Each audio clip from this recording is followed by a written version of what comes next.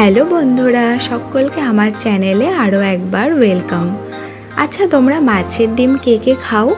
আমার তো মাছের ডিম খেতে ভীষণ ভালো লাগে। তো আজকে বাজার থেকে মাছের ডিম আনা হয়েছিল, একেবারে টাটকা ফ্রেশ ডিমটা ছিল। তো প্রত্যেকবার তো এটা বড়া করেই খাওয়া হয়। আজকে ভাবলাম যে একটু অন্যরকমভাবে মাছের ডিমটা রান্না করা যাক। তো তার জন্য দেখো এখানে আমি রেডি করে নিচ্ছি সব কিছু আমার যা লাগবে। প্রথমে তো মাছের ডিমটা ভালো করে ধুয়ে নুন হলুদ দিয়ে রেখে নিয়েছি। আর এখানে পেঁয়াজ, আদা, রসুন এই সবগুলোকে চপারে একসঙ্গে কুচি করে নিচ্ছি।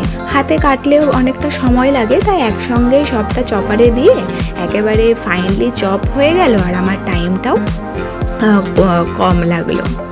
তো এই সব উপকরণগুলো একসঙ্গে মাখিয়ে নেব। আর এখানে পরিমাণ মতো নুন আর হলুদ তো আগেই দিয়ে দিয়েছি। আর এখন দিচ্ছি একটু বেসনটা দিলে ডিমটা ফুটফুট করে ফোটে না। আর মাখাটা ভালো হলে ডিমটা বেশ ভাজাটাও ভালো হয়, গোটা গোটা থাকে, ভেঙে যায় না। তো প্যান গরম করে নিয়েছি, তেল দিয়ে দিলাম পরিমাণ মতো। তেল গরম হয়ে গিয়েছে আর কি, এবার পরপর এক এক করে বড়াগুলো ভেজে নেব।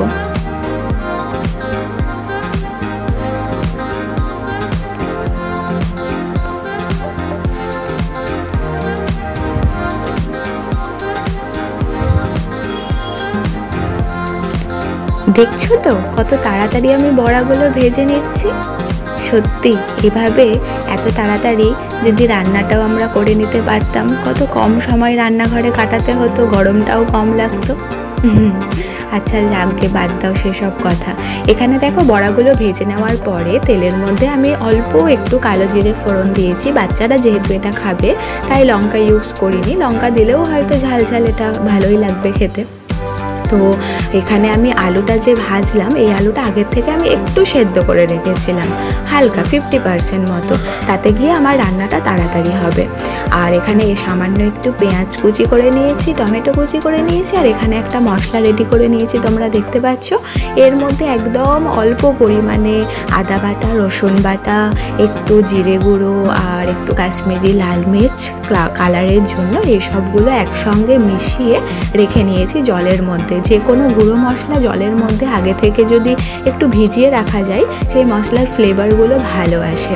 তো দেখো তেলের মধ্যে আমি পেঁয়াজ আর টমেটো কুচি দিয়ে হালকা ভেজে নিয়ে মশলা যেটা আগের থেকে বানিয়ে রেখেছিলাম সেটা দিয়ে এবারে সুন্দর করে কষাতে হবে। এই মশলা কষানোটাই কিন্তু মোস্ট ইম্পর্টেন্ট। মশলা ভালো করে কষানো না হলে যে কোনো তরকারিতেই কাঁচা গন্ধ করে, খেতে একেবারে বিচ্ছিরি লাগে। তো দেখো এখানে আমার মশলা কষানো হয়ে গেছে, একেবারে মশলা থেকে তেল ছেড়ে দিয়েছে। এবারে আমি কিন্তু কোনো রান্নাতেই আমি গরম জল ছাড়া কাঁচা জল ইউজ করি না, ঠান্ডা জল ইউজ করি না। তো অ্যাজ ইউজুয়াল এতেও আমি গরম জল দিয়ে দিয়েছি। আর আলুটা যেহেতু আগের থেকেই সেদ্ধ করা ভাজা রয়েছে, রান্নাটা হতে খুব একটা টাইম লাগবে না।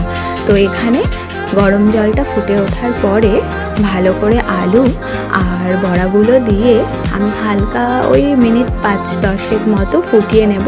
তাতে করে একটু গ্রেভি ব্যাপারটা চলে আসবে। আর এটা খুব একটা ঝোল ঝোল তরকারি মনে হয় না, ভালো লাগবে, তাই আমি একটু মাখা মাখা তরকারি করেছি।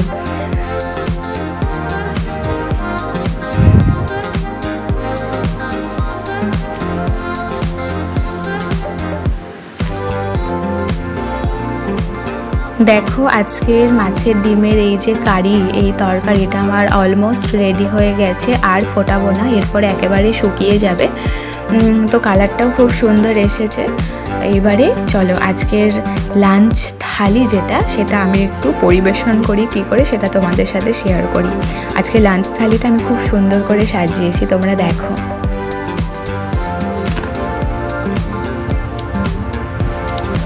গরম গরম ভাত আর তার সাথে যদি এরম একটা গরম গরম টেস্টি কারি থাকে, তাও আবার মাছের ডিমের, তাহলে আর অন্য কোনো পদ লাগবেই না, এক পদেই পুরো ভাত খাওয়া হয়ে যাবে, তাই না বন্ধুরা?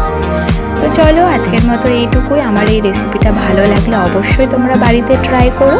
আর যদি আমার ভিডিওগুলো তোমাদের ভালো লেগে থাকে, অবশ্যই আমার পাশে থেকো, আমার চ্যানেলটাকে সাবস্ক্রাইব করে নিও।